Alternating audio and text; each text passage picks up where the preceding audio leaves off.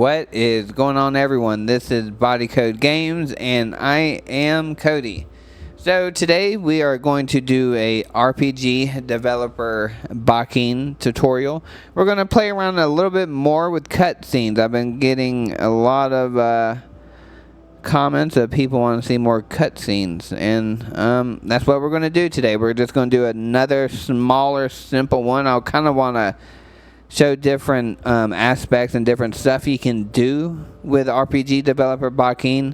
You know, obviously I can make like characters move and do that kind of cutscene, make it long, but thought I'd add something different because I've kind of did the ones where you move, talk, battle. Let's do something different today. Let's say we want to make a cutscene to where the character entered, for instance, I use this for an ice cave.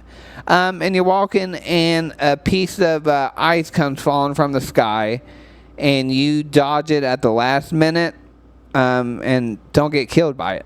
So I'm going to kind of show you that, and just think about it. When you learn this in the game, you can add this to your game and do many different things with it. I mean, you don't have to have a icicle falling on you. It can be a rock. It can be something where you're in your city and a piano is falling from the sky, or a barrel. Anything that you have as a 3D object, or even a person. You can make a person just jump. You know, if they want to jump off a cliff and try and stab you like a Tenchu, if you remember that video game, you can do that too. But today we're going to do it with a ice rock. So I have already created the cutscene, the event, only because it's a lot of stuff to do this from scratch. It would be like maybe an hour and a half video. So just so I can show you, look how long this event is. As you can see, it keeps going down, but I'm going to take you step by step for every single thing you see here. That's why I can't create this from scratch, and I'm having to do this to prepare for this tutorial. As you can see, it goes down far, and to do something like this from scratch, the tutorial video would be way too long, and I feel like it would be easier me create it and then pretty much walk you through it, show you. So that's what we're going to do. I'm going to show you exactly what the cutscene looks like. So I'm going to test play it so you can see what this is. Here we go.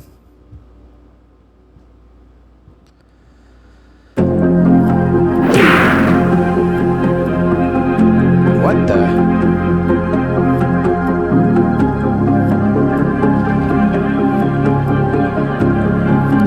We need to tread carefully in these caves. The ice is unstable and could come crashing down at any moment. You're not joking. That absolutely scared the crap out of me. Let's be more cautious and find a way out of these caves as quickly as possible.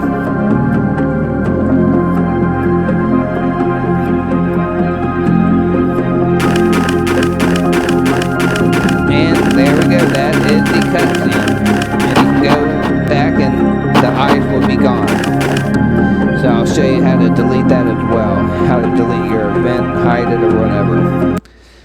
Alright, so how did we do that? As you can see, that cutscene was only 15-20 seconds long. And, you know, doing game development, you know, it takes time. You know, 20 seconds... and a cutscene could be an hour of game dev. You know, that's like even simple objects you can create in whatever, Sprite or Blender. And it could take you 2 hours, and it could just be a nice shaped rock. It takes time, but once you kind of learn the mechanics of your engine, it's quicker. You get used to it. It's easier to do on your next cutscene or whatever. Okay. First and foremost, what you want to do, depending on your camera angle, as you can see, I have let's see, regular angle is like up here, but what first you want to do to get that side view of when it first starts up, go to your camera tool. And this is it. This is the camera for my, where I wanted the camera to be at. And it's so cool with RPG developer Bakin because it makes you feel like, I mean, you are the director. It's like you're in a movie. You're the behind the scenes, you know, and you're directing it. So I wanted to show it because if the character was to come in top down like normal, they would see this just rock just floating in the air. And you know, being a gamer, if I see that in a video game, like what's that? It's kind of, you know, it doesn't seem like, even though fake or real, you know, it just wouldn't look good to the player, especially if you're not a game developer. Why is that rock floating above my head? You know, like, hey, I see it. It's not coming from the ceiling, you know, because technically you're not going to know there's not a ceiling. You know, most people go and they'll think there's a ceiling, but we don't have a ceiling in this. So that's why I can't really show this cutscene with the regular camera angle. So that is why you have to go to the camera tools in your master menu. This is just for what I did. Just play around with the camera tools, and I promise you, you can make an amazing game. So what I did it from the side view, and I hit OK. We got the camera angle down. We're going to double click our rock. So I guess I can kind of show you without this rock. Let's see. We'll type in rocks. We'll just get a regular rock. Get a same one here. As you can see, when I place it down, it automatically goes to your base map, you know, where your ground level is. And so what you're going to want to do with your event, click your event, you're going to raise it up high above. You're going to make sure it's in the right perfect angle to where it's in your camera scene. So this may take you a couple times playing around with the camera tool and moving your rock. So it's a lot of test playing, So make sure you get the rock in the perfect position for when you start the cutscene, the rock will come down and obviously not hit the character. Because if it hits the character, it depends if you have your character where it can move, pass through events. It'll just like you'll walk through the rock or you're inside of the rock. You know, and it's not going to look real to the player. So you're going to want to make sure the rock is in the perfect position for when it's falling down. So that's what you do. Just, you know, play around with it. Let's delete the old or the new rock I created. And what you're going to do is when you have your rock up here floating, whatever you want, you can do a piano. Double click your rock. As for me, it's my ice rock. So for this event starts, you're going to want to do this automatically start only once. So that way when you enter the dungeon, the first thing that happens is the cutscene's going to play before you do anything. So keep that in mind. I'll kind of go slow so you can pause if you need to look at exactly what I put for these events, and that way, you know, if it doesn't make any sense of me explaining it, you can always pause, because I'm good learning. I'm a good learner if I see it with my eyes. You know, that's how I kind of learn some of this, other game engines, you know, and being in school, like when you do coding, I have to watch it. If you tell me it, it's going to go through one ear out the other, so, you know, pause if you need to. And do this on your own. That way you can get an idea. Because once you have this cutscene down, you can do this many times. And you can create this cutscene and have multiple rocks fall at the same time instead of just one rock. You can have a piano falling, a rock, a barrel. If you're in a town, all three of them falling at you, you know. And your character jumps back on each single item, you know. So just use your imagination. And I think that's pretty neat. Okay, so the first thing first, obviously click your plus sign. It's already there for me.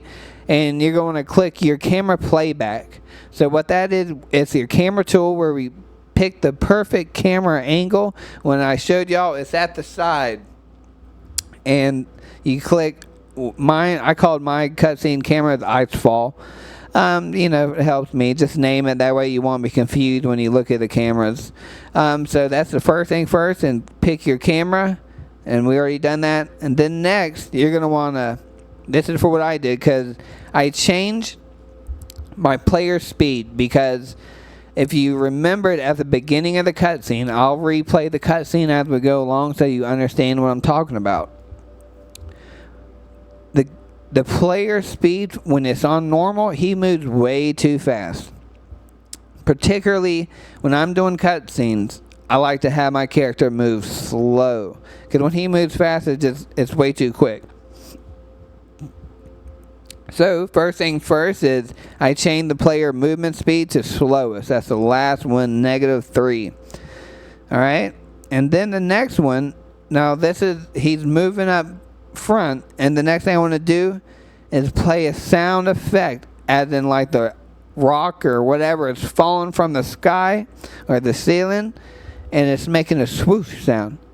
RPG developer Bakin comes with many different sound effects. You can also add your own sound effect. If you're wondering how to add your sound effect, I already created a tutorial. Just go through my videos if you need to add your own sound effect. But I believe this one was already in RPG developer Bakin. So I wanted like something where it makes a swoosh sound, like where it's coming down, you know, to where the player will like, oh, what's that noise? And this is what it sounds like.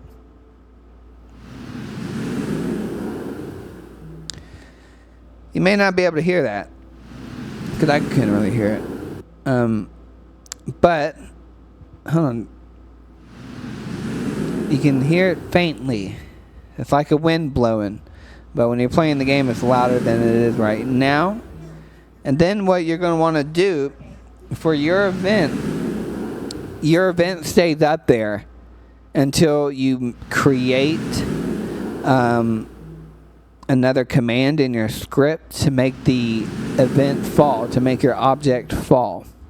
So what you're going to do, since we have a floating rock in the sky, you're going to want to go to the event, and I will show you. Let's see, where is it? Start event falling. So go to your event section here in the command selector. Let's see. Start event falling, and that is what I clicked. So to get your event to come down, to fall from the sky, go to command selector, go to the events, and go right here, start event falling. I'm not going to do that because I've already created it. And this is what it's going to pop up with when you put the event falling. It says start the fall of this event. The fall will continue until it hits the ground. If it is executed when this event is not in the air, nothing will happen. So if you were to leave this on the ground, nothing's going to happen. This only works if your event, your object is in the sky. And the gravitational acceleration, usually it starts at 1.0. But if you do that thing comes shooting down. It's so quick in a blink of an eye. So what you want to do is you want to lower it. I found the sweet spot for me. You can test play it and see what works for you in your event if you want stuff to come slower. But even mine at 0.30, it's still coming down pretty quick. You know, you can go lower, go higher. But for me, if y'all remember the event, let's play it again. So this is at 0.30. And remember, we changed the player movement speed as well. I guess I can show you what's next after this. Let's see. And I made the player walk up one grid, one space. That's all. We're going to retest play it.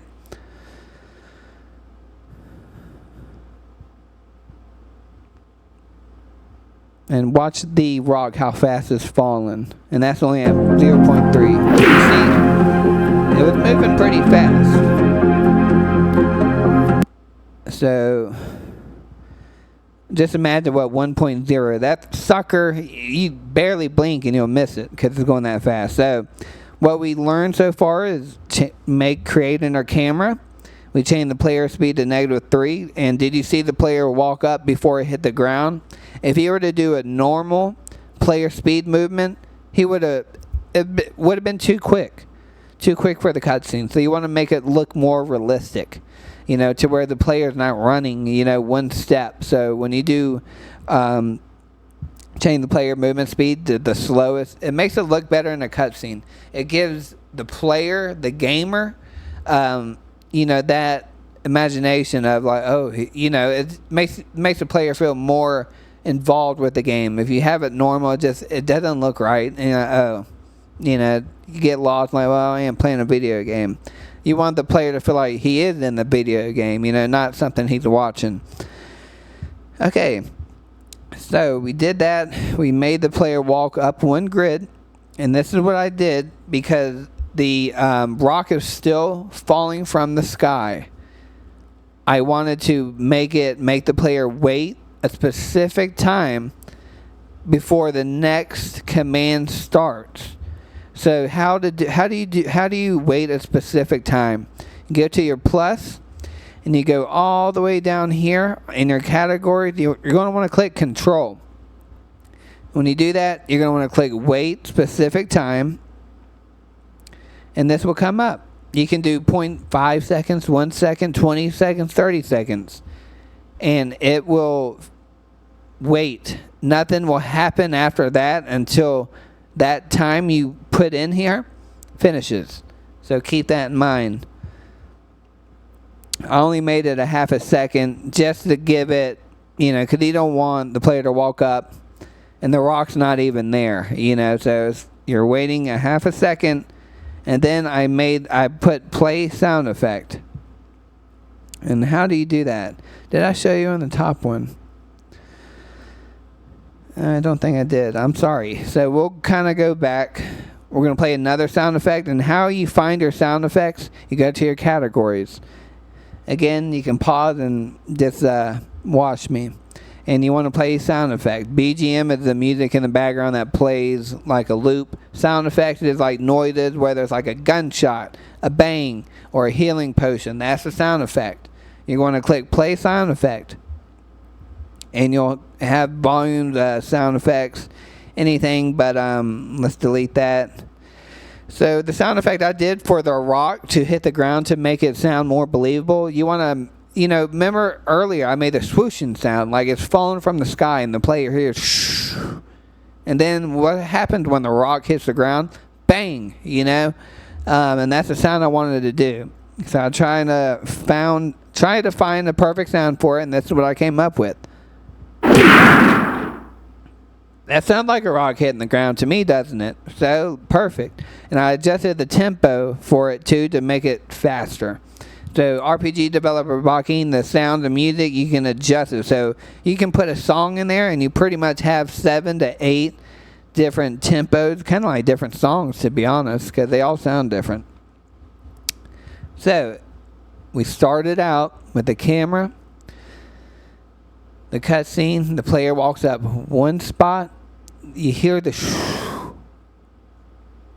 then you see the rock hit the ground, and you hear that sound effect at the same time. And what happened after that? Do y'all remember? The screen started to shake. So I'll show y'all that. So how to get the screen to shake? How do you get the screen to shake? You go to, you go to your command selector again, go to your categories, go to screen effects.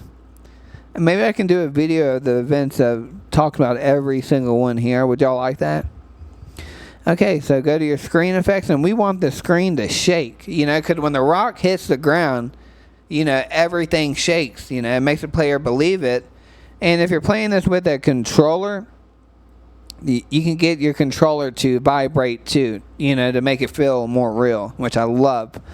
So you want to click, this is it, click shake screen, and it's going to shake the screen.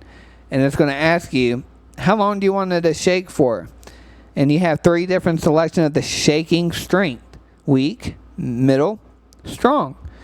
You can choose how many seconds. You can either shake the screen, and the screen will not go on to the next command script if you click wait to complete.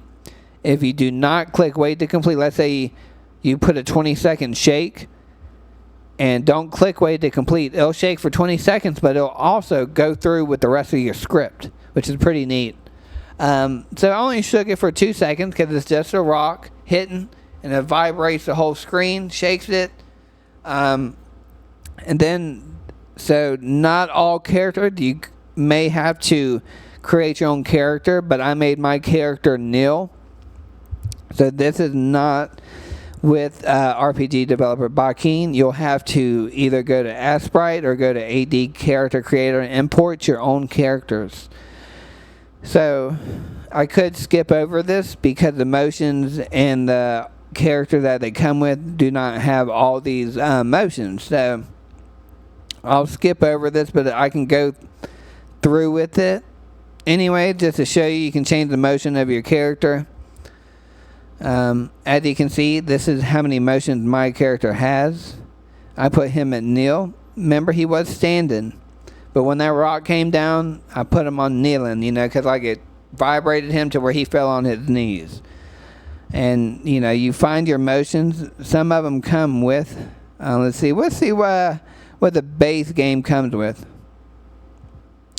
It doesn't come with any motion, so I may not even, no point in doing this because you'll have to import your own character to have that. But you can do it just with the character that come with it, to where they're just standing. You know, it doesn't have to be nil. You know what mine is. I didn't think about that before I created this cutscene. So next, after the camera shook, I made my character walk back a half a step. And how do you make your player walk? I'll show you again. Hopefully you've been following along with my other tutorials. Because I know I skipped over sound, but I'm skipping over this hoping you watched my other tutorials. If you learn how the player walked, you wouldn't need me to show this to you, but we'll do it again. Go to your categories, go to your player, and you're going to want to click Make Player Walk. When you click it, this screen will pop up. You can make them walk left, diagonal, up, left, right, down. And you picture the rock coming. This is where we're at. The rock came, swoosh, rock hits the ground, sound effect, screen shakes. I changed my character's motion to kneel, and I made the character walk back one. Kind of like when the rock fell, all this is happening so quick, you know, and the character moved back, you know, like he dodged the rock. This is where the player walk comes from, and walk a half a step behind. So that's what we did. Again, I did another specific wait time. I had him wait 1 second before the dialogue comes, because remember, he started talking to the other cast of characters. And if you remember, he said, "What the? How do you display message?" Click up, go to conversation, and click display message. And this screen will pop up. We're going to want to do a speech bubble and make it to where the player is speaking. So he said, "What the?" And then right here, I changed my cast motion, because remember, he was on the ground, he was kneeling. So I changed it to where he's standing up again. See? He's standing up. So that is what I did for that. So then I made the player walk. Again, I made player walk. He walked. Well, I did something up. Hold up. Why is that 16?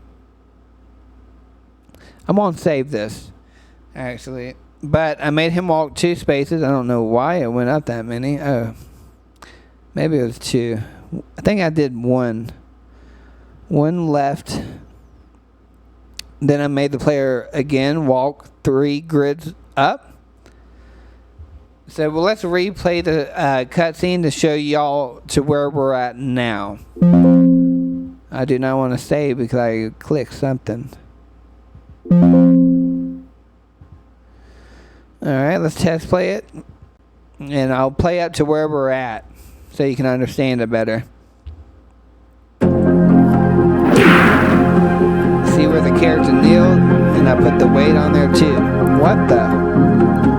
He walked to the left, remember? And he walked up. This is where we're at. We haven't gotten to this dialogue yet. So next, after we walked up 3 spaces,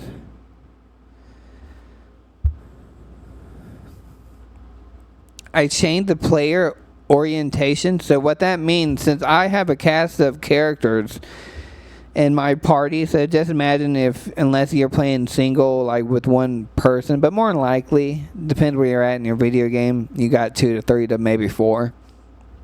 So I wanted to make it look realistic to where the main character is turning back to his castmates, to where he's looking at the other two party members to where it's like he's speaking to them and they're speaking back to him. It just makes it, the cinematics makes it look better in the game, you know, because if he's walking straight and he's talking to what? But if he's looking back at the other character, you're like, oh, he's talking to party member number 2 and 3. It just makes it look more realistic. So you're going to want to change player orientation. Now, where do you find that at? Click the plus sign. Go to player, and if you see here, it's number 2, change player orientation. You click that, and this is what pops up.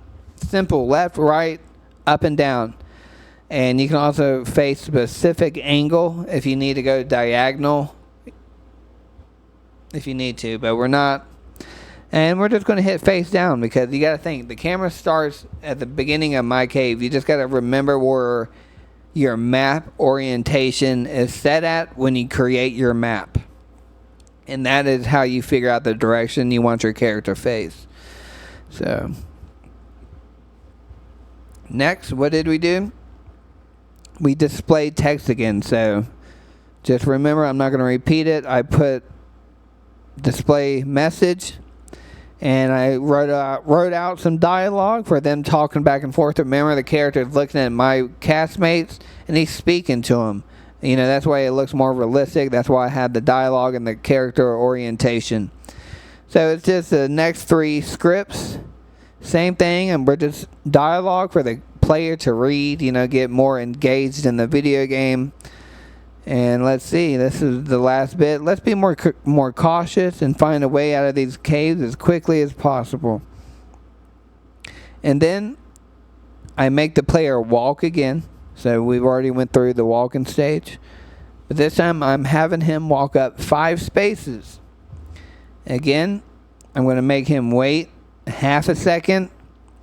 And this is the new part. So I want to change my screen color to dark, to where the whole screen is pitch black, because that's the end of this mini cutscene.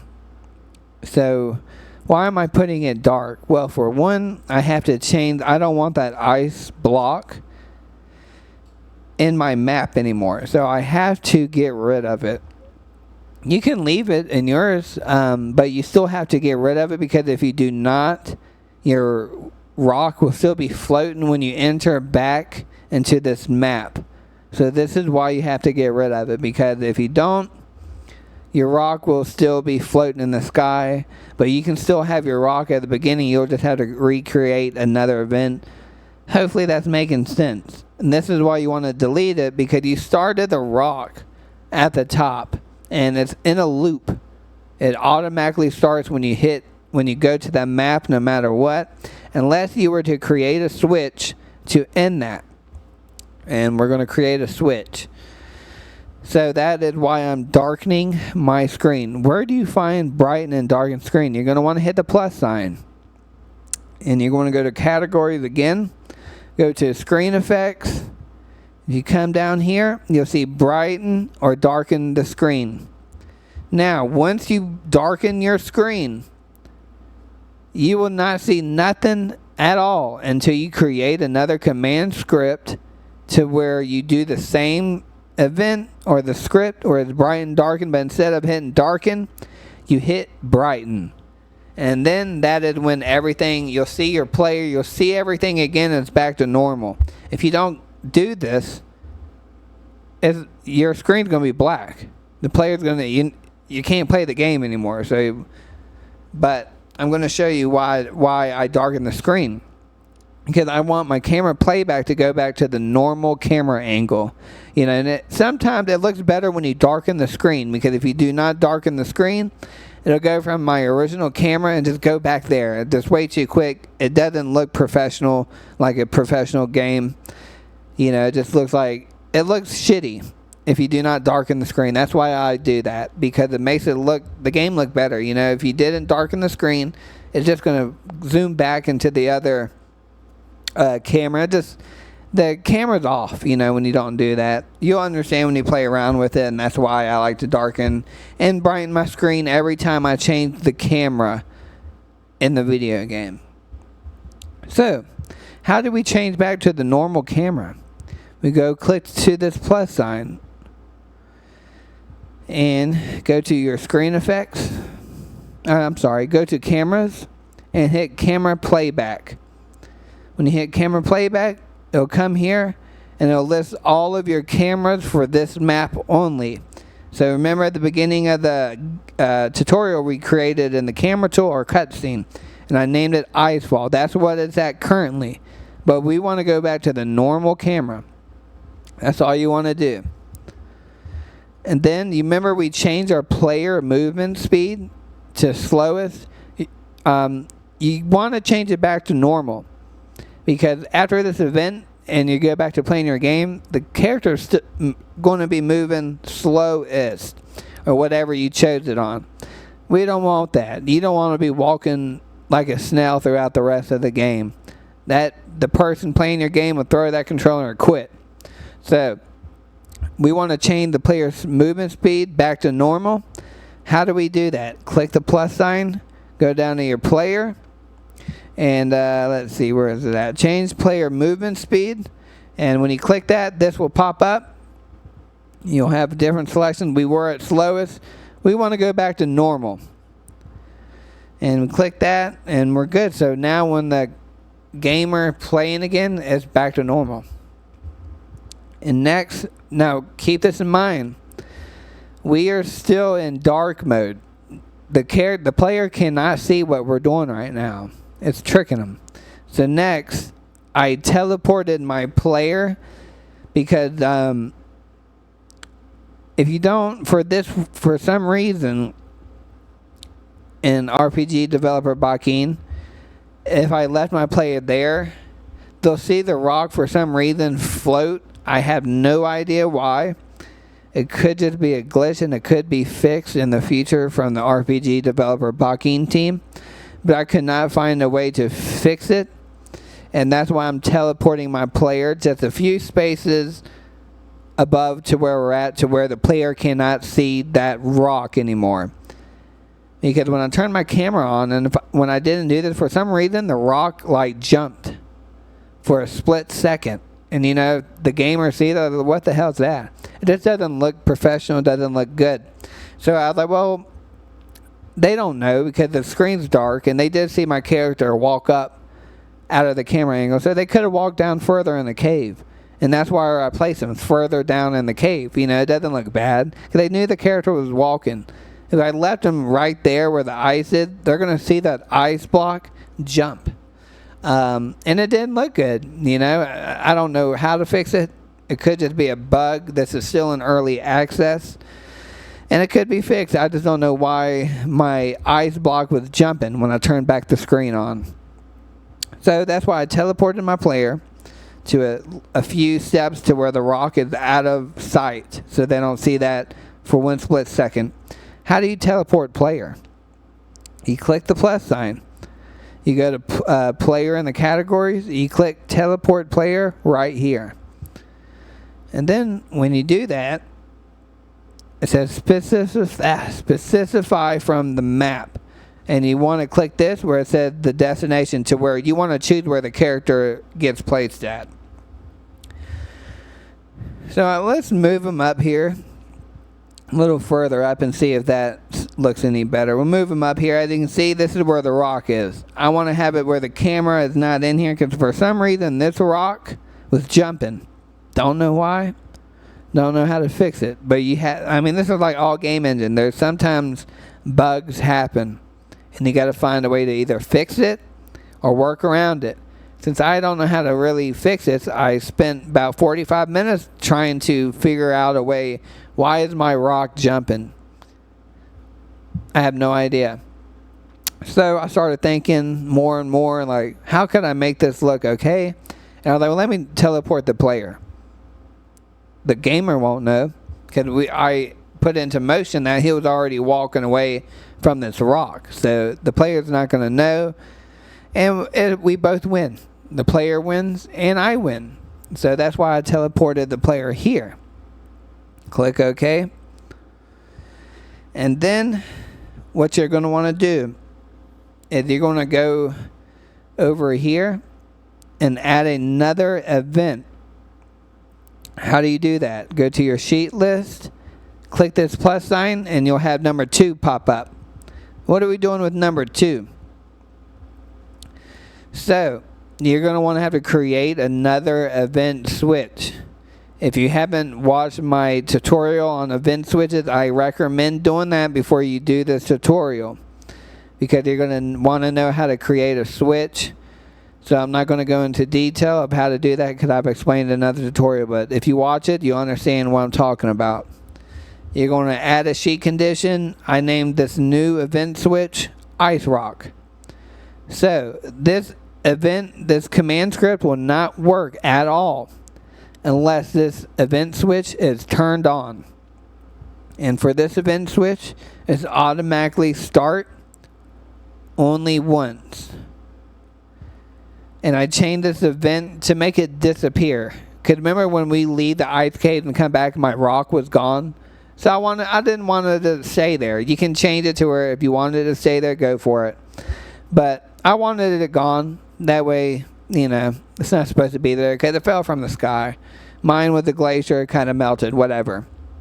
So what I did was change the event position, and I changed the same thing, just throw it wherever you want in the map to where the player can't see it. You can hide it inside of a giant rock like the walls, and the player will never know where it's at.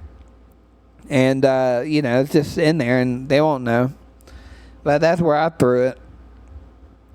Now remember, let's go back to number 1. At the end, I had to turn the event switch on. How do you turn your event switch on? I've explained this in my other tutorial, but we'll do it real quick. Click a plus sign, go down here to your switches, and you're going to want to click this command, event switch. Find the name of your event switch and you turn it on. And this is what comes up. Ice Rock, turn on. So since we turned this on, all this script is gone. It's done for. No more. And now this event will only be on number 2. Now keep in mind we teleported the event, and also keep in mind we're still dark. The screen's still black. So we want the player to brighten the screen so the player can play again. So how do you do that? The last bit for this event is plus sign, screen effects, bright, and darken screen. Click that, and this is going to come up, and we're going to want to brighten the screen. And that's pretty much it for this tutorial. Let's replay this and rewatch it so you can understand. Obviously I went slow, so you can always pause and see exactly what I did to create this mini cutscene. And let's see. We're going to rewatch the full thing, and keep in mind it's 38-minute tutorial. So this is way too long for a tutorial. I'm sorry, y'all, but I had to explain everything. And you can see screen shake. We learned all of this in the events. What the? He walks left up. Remember that? Then we started talking. I changed his orientation to where he's looking at the cast of characters to make it look more realistic. They're talking. You're not joking. That's absolutely scared the crap out of me. Let's be more cautious. And that's when they walk. Remember, they out of the camera angle. What we're going to do, we're going to darken the screen. And now we lit it back up. And that's it, guys. So once we leave here, see, the rock is gone because we teleported it. So sorry this took so long, and I even created it before I did this. So, and it still took a long time, but I'll do more cutscenes, more intricate ones, more advanced ones, but it'd probably be longer than 40 minutes like this one. But thank you for watching.